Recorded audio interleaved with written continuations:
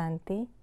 आज भाग्य विधाता बाप अपने भाग्यवान बच्चों से मिलन मनाने के लिए आए और बेफिक्र बादशाह कैसे बनना है वो विधि भी समझाई।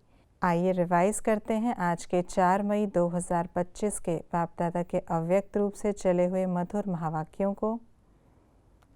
आज की मुरली का सार है, दिल से मेरा बाबा कहो और सर्व अविनाशी खजानों के मालिक बन बेफिक्र बादशाह बनो। भाग्य विधाता बाप आज हर एक बच्चे में कौन सी रेखा देख रहे थे? होठों पर मीठे मुस्कान की रेखा, मुख में श्रेष्ठ मधुर वाणी की रेखा, पाँव में हर कदम में पदम की रेखा, मस्तक में चमकते हुए दिव्य सितारे की रेखा, हर एक के नैनों में स्नेह और शक्ति की रेखा, दिल में दिलाराम के स्नेह में लवलीन की रेखा, हाथों में सदा सर्व खजानों के संपन्नता की रेखा। संगम युग का भाग्य अविनाशी क्यों है? क्योंकि अविनाशी बाप द्वारा अविनाशी भाग्य प्राप्त हुआ है। संगम युग पर प्राप्ति स्वरूप का अनुभव नहीं किया तो भविष्य में भी क्यों नहीं हो सकता? क्योंकि भविष्य प्रारब्ध है, लेकिन प्रारब्ध इस पुरुषार्थ के श्रेष्ठ कर्म से बनती है। बड़ा भाग्य प्राप्त करने का सहज पुरुषार्थ क्या है?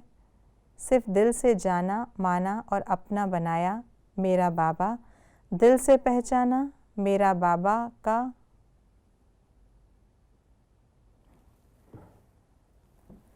बड़ा भाग्य प्राप्त करने का सहज पुरुषार्थ क्या है? सिर्फ दिल से जाना, माना और अपना बनाया मेरा बाबा, दिल से पहचाना मैं बाबा का बाबा मेरा। संगम युग का अनुभव कौन सा है? जीवन मुक्त का विशेष अनुभव, बेफिक्र बादशाह बनने का अनुभव। क्या निश्चय और निश्चित है? जो होगा वह अच्छे से अच्छा होगा। विश्व रचता द्वारा क्या मिला है? रचना की स्पष्ट नॉलेज। बाप दादा क्या चाहते हैं? टेंशन फ्री लाइफ का अनुभव सदा इमर्ज हो, एक एक बच्चा स्वराज्य अधिकारी राजा हो, मन बुद्धि संस्कार का मालिक बने, राजा बने, जब चाहे जहाँ चाहे जैसे चाहे वैसे मन बुद्धि संस्कार को परिवर्तन कर सके। सोचने और स्वरूप में लाने में अंतर क्या है?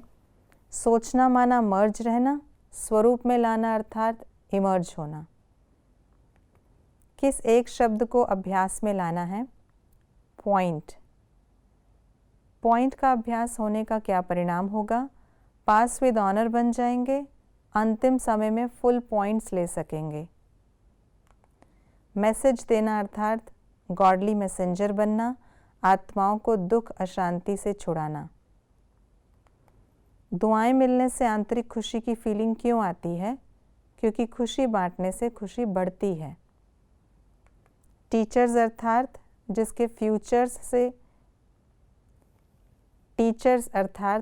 फीचर्स से फ्यूचर दिखाई दे। टीचर्स को बाप दादा ने क्या कहा? शांति की अनुभूति हो, चलते फिरते फरिश्ते दिखाई दें, आपको देखकर स्वर्ग के सुख की फीलिंग आए। होली और हैप्पी हंस की विशेषता क्या है?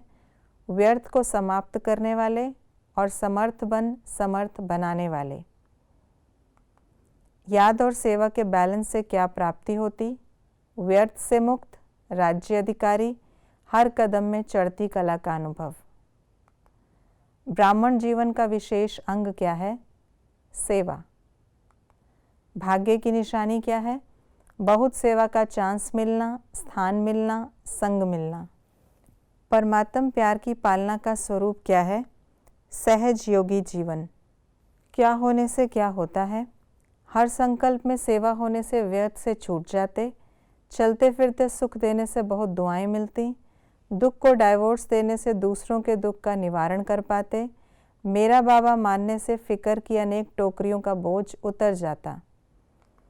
बाबा की हम बच्चों प्रति समझानी इस प्रकार है, मास्टर रचता रचना के आधार पर नहीं चलते, अनुभव सुनाने से औरों का भी अनुभव बढ़ता, दुआएं मिलने से अतीन्द्रिय सुख की फीलिंग आती, किसी आत्मा को दुख अशांति से छुड़ाने से दुआएं मिलती। बाबा की हम बच्चों प्रति शिक्षाएं इस प्रकार हैं। समय को समाप्ति के नज़दीक लाना, सेवा को जीवन का विशेष अंग बनाना, पवित्रता की धारणा कर एवर रेडी बनना, सदा मुस्कुराते रहना और खुशी में नाचना, पॉइंट याद रखना, पॉइंट लगाना, पॉइंट बन जाना, कभी दुख आने नहीं देना, सदा सुखी रहना और सुख देना। ये थी आज की मुरली की विशेष बातें। संगम युग पर जीवन मुक्त स्थिति का और बेफिक्र बादशाह का अनुभव करने के लिए हमें पॉइंट शब्द को सदा स्मृति में रखना है, सदा स्वयं भी सुख में रहना है और अन्य आत्माओं को भी सुख देना है। ओम शांति।